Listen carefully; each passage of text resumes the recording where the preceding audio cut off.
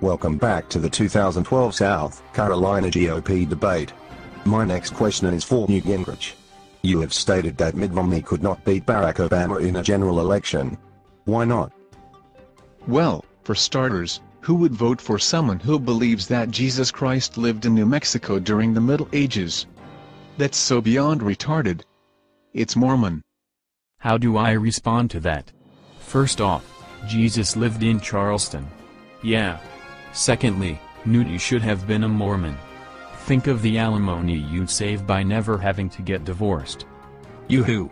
Excuse me folks. Why doesn't anyone ever want to talk about issues and facts during these debates? Dr. Paul. The fact is, the sooner you drop out of the nomination race, the sooner I get the job. Hey everybody. Ron Paul smells like dill pickles. No. I'm talking about the fact that through the Federal Reserve, a cabal of private bankers have hijacked our monetary system. Plus we are secretly ruled by alien lizard people. My next question is for Xantarum. Considering that your name is synonymous with anal sex, how to explain your recent surge in popular support? Well, thank you for the question.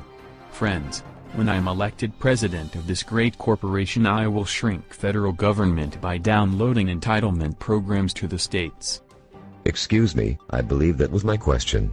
And to answer it, my popularity is surging because I believe in American exceptionalism. Americans really truly are very special.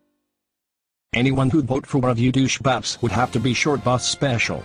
Friends, vote Ron Paul in 2012 and help me to help you dismantle the welfare state and kill lizards.